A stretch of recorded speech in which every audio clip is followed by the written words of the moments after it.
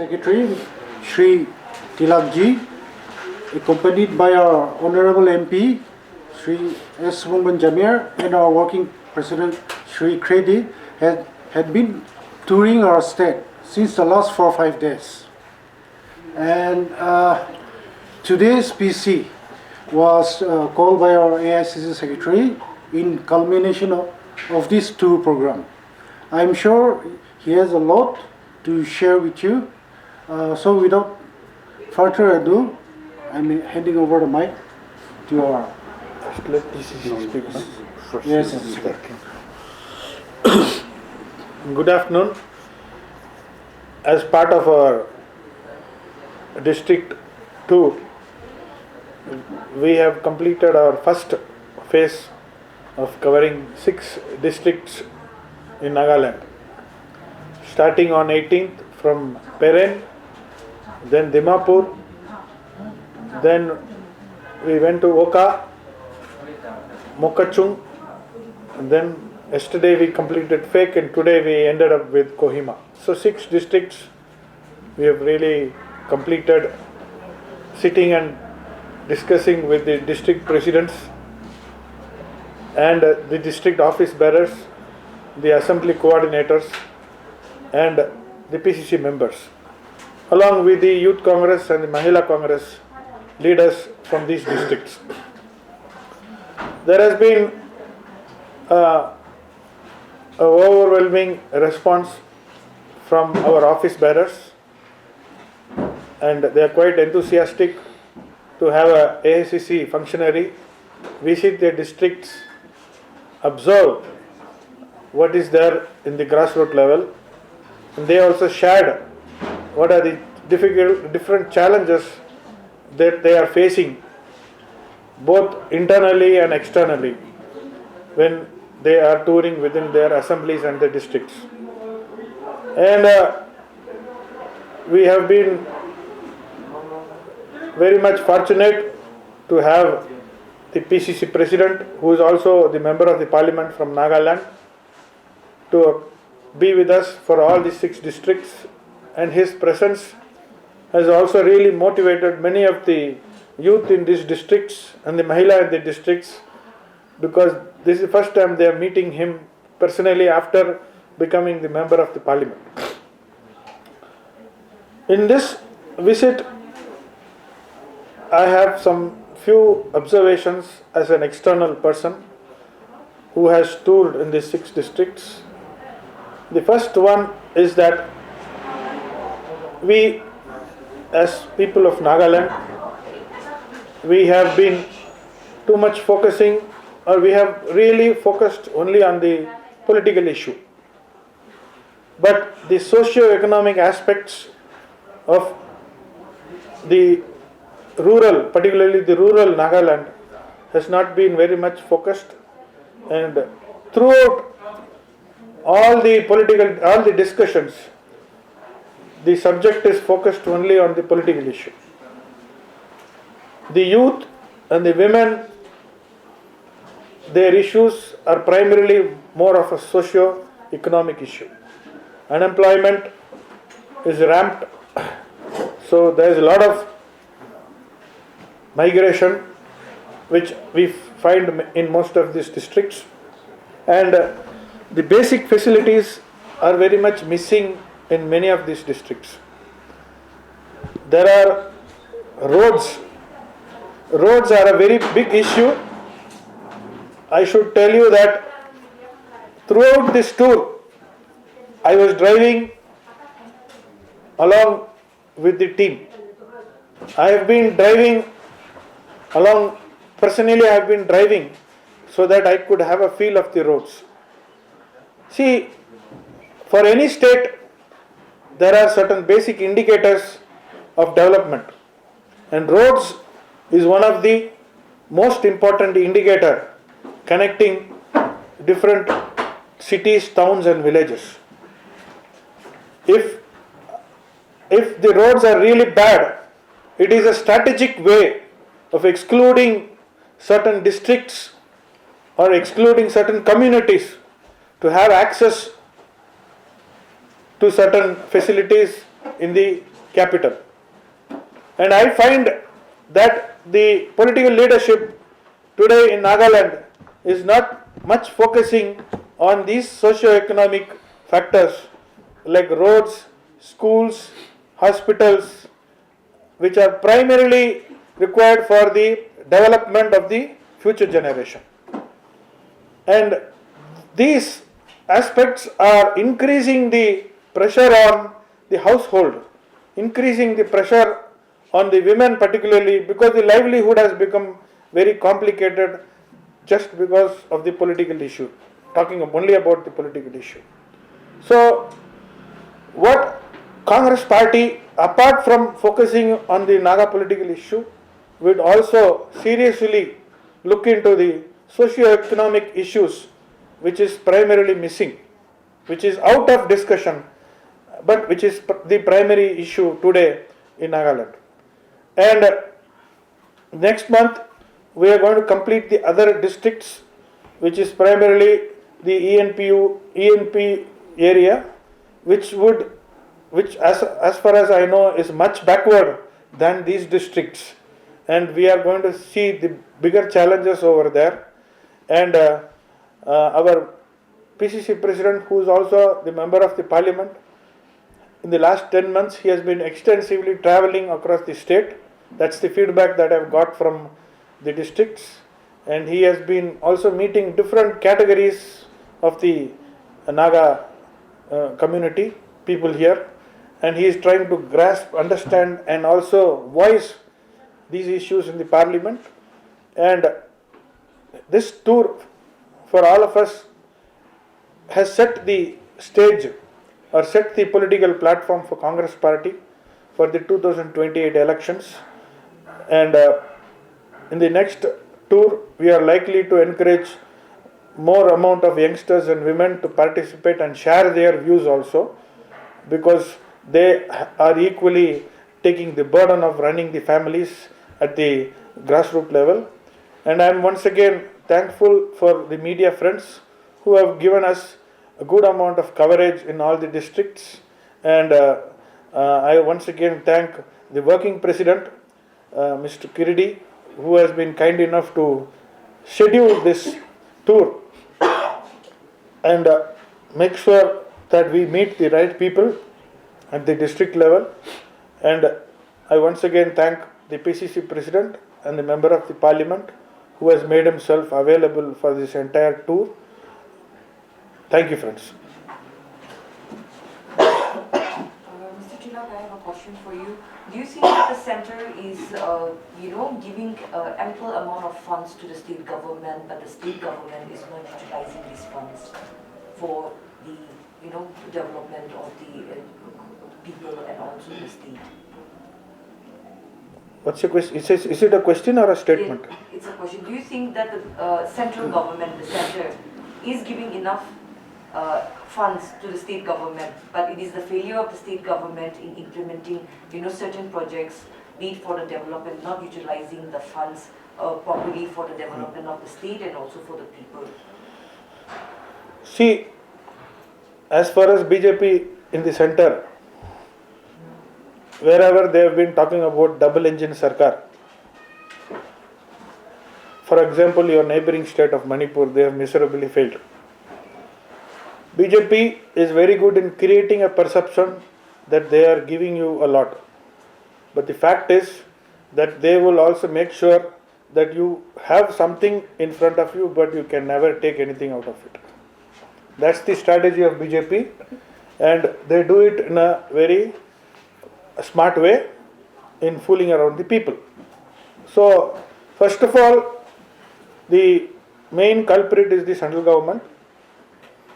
And secondly, you have a state government which is very much hungry for taking out their flesh. So, you have two partners who are not interested about the development of the people of Nagaland. In India, we have 65% of the population below 40 years. So, we are a young nation, and Nagaland is equally a young state with a greater younger population. What is the vision for the youth for employment in this state? Nothing much. What I heard, I'm not yet to confirm.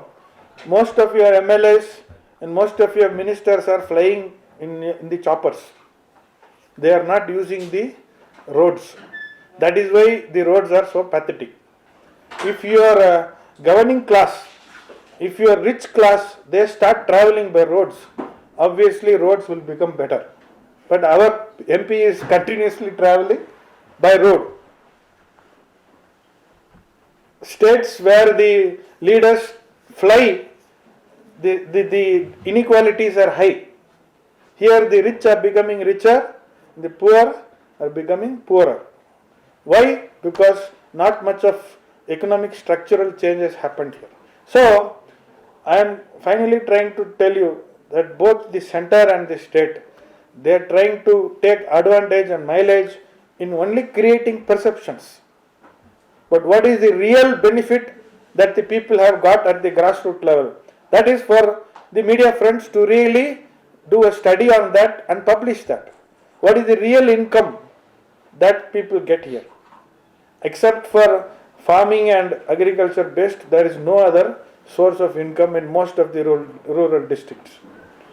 So this is a very sensitive area which we will have to throw more light on, because economics is a boring subject, but it's a very essential subject. So I request the media friends to throw more light on the livelihood as problems of Nagaland, which are equally important as the political issue.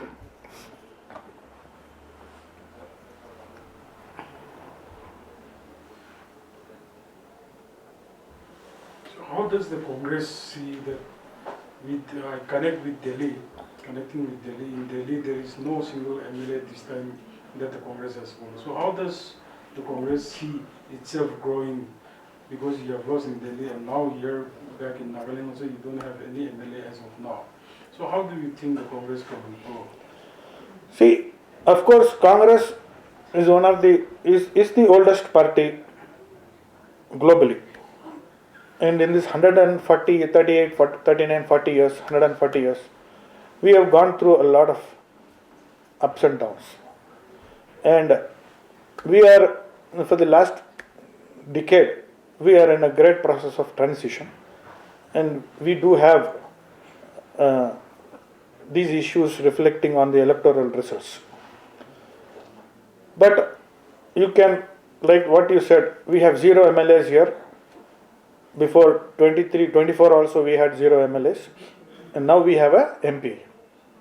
And it is primarily because of the people of Nagaland wanted a change, and they voted for Congress this time. And we have an MP here. In spite of we not having a robust organization. So, similarly, in states like Haryana, by a little margin, we have missed forming the government in terms of votes. And we do have organizational issues in various states. But let me also tell you that Congress as a party has been always winning primarily because of the Congress idea, which is much bigger than the Congress party organization. Party organization is one of the main pillars, supported by various other non-party organizations. So, we are working on bringing back the organization on track in various states.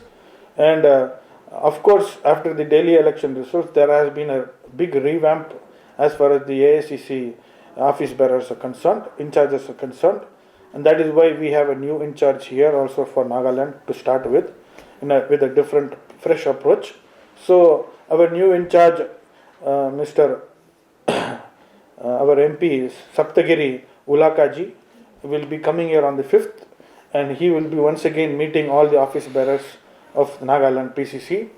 And we are trying to set the organization, reset the organization for Nagaland to raise up our numbers from 0 to a good number of MLAs.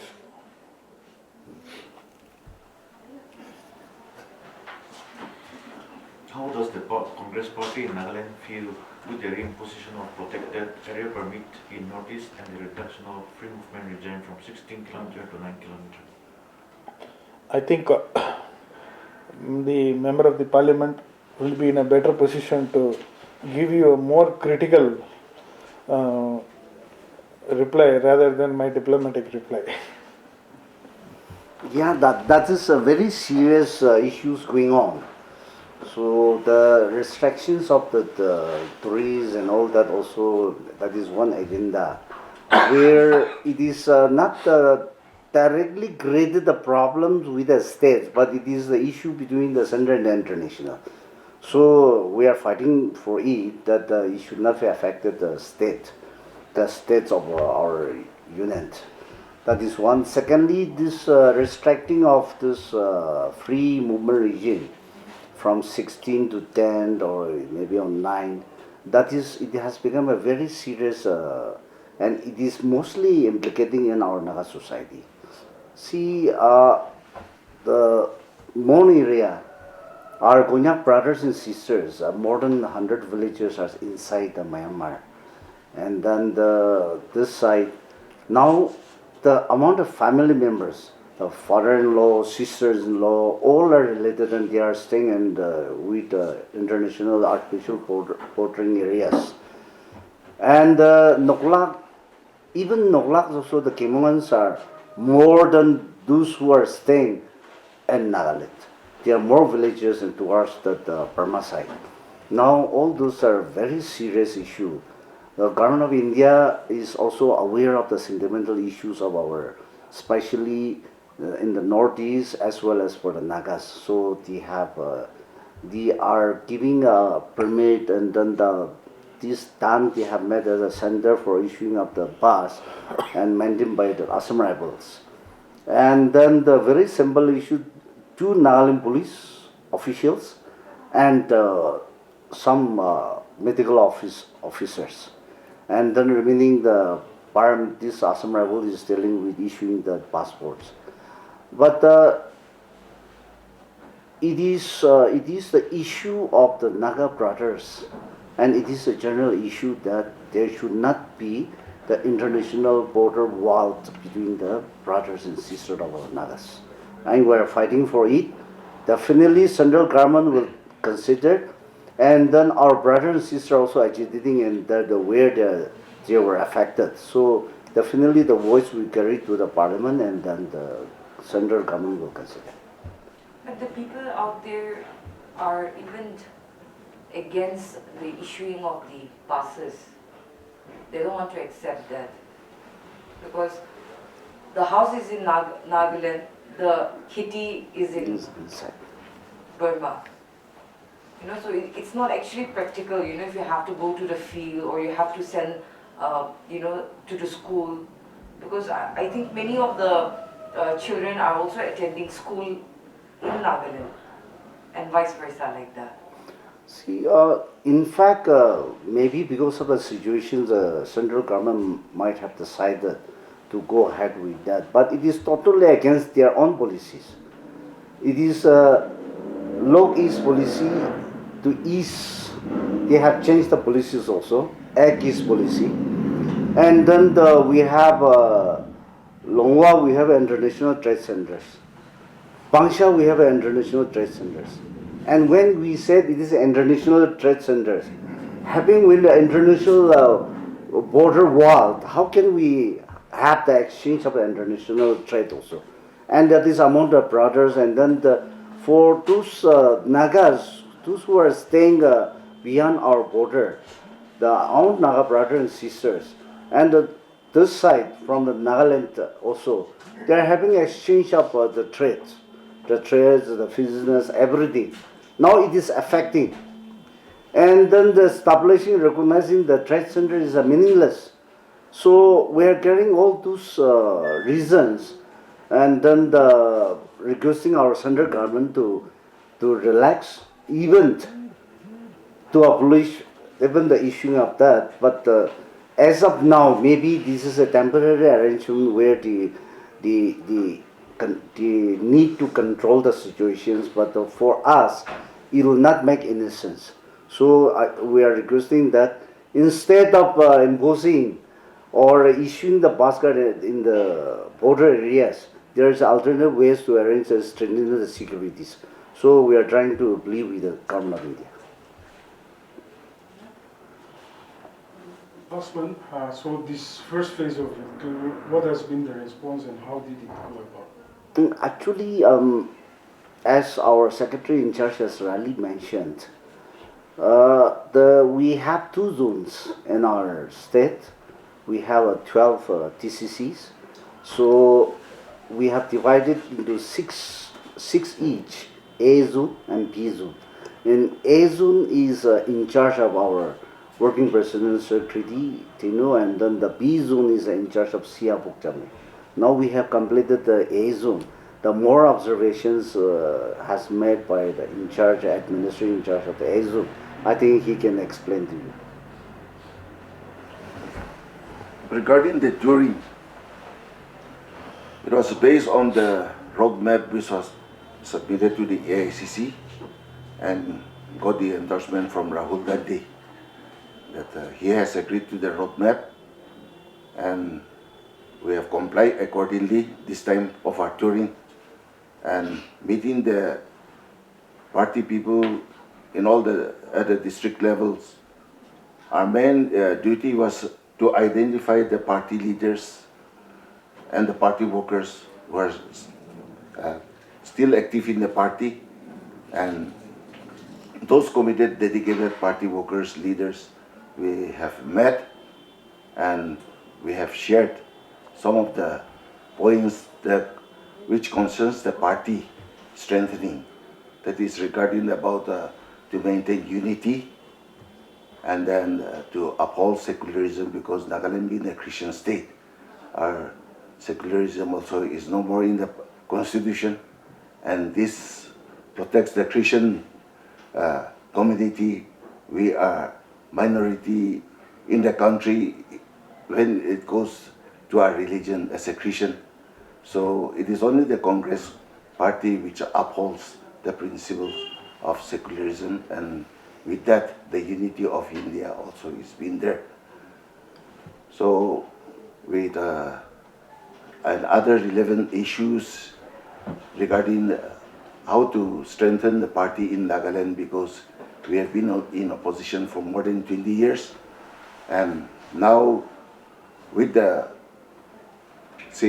result of the last parliamentary election, how people have voted for the Congress candidate and how the Congress candidate has been elected, we could see that people want a change of government, change of leadership in the state. So we have the roadmap has given certain issues in which the party has to tackle with it, go to the people, meet the people, know the minds of the people, and as to how we deliver goods to the people. Because our preparation is for 2028 election. We could see that people are coming forward to the party, resigning from other political parties and joining Congress party. We could see all this development coming up in favor of the Congress party, and we hope that we will give a good fight in this 2028, and even expecting that Congress may come back to power. Shall we add 3 points? As our working president has rightly mentioned, we are trying our level best to serve the people by bringing back the Congress regime by 2028. But having said that, we also need to think how to bring back, and what is the merit having in our hands to bring back the Congress regime again in our state. That is also one problem. So we said the Congress is a humble family. So when we start with a very humble family among the voters and the supporters, we decided not to play with the power games. Secondly, our agendas and manifestos should not be at face-wise, just for the face-watch manifestos to pull the public. But we want to go ahead. Yes, power is very important. Then to have the power and to deliver the goods to the people, we will go ahead with the humanity service. Then we have to go ahead with human resources. Then we have to go ahead with meeting with the grassroots people where our working president and the ACC in charge has went through meeting the grassroots peoples. And we are trying to collect what are the problems we are facing it. So the little things, it has to be started because Nagaland since 61, see, we are, after having the state, we are enjoying all the powers. No doubt Congress also had a 15 years rule. So having all these experiences, we have decided, as I'm repeating again, we have decided to go as a humble Congress family. So when we say there is a humble Congress family, everything has to come under that banner. So even among the leaders, there won't be any crashes. There won't be any going against each others. But we'll see that the people's leader, the people's mandate leader, we are going to select for the coming election also. So without having any partialities, we'll see the people's leader, people's choice leader can be taken as confidently by the Congress High Command, and then we are going to fight for 2028 elections. And I am very much sure that now people wants, our Naga people wants a very humble, decent and truthful, simple ruling government. So we'll try to fulfill on that line.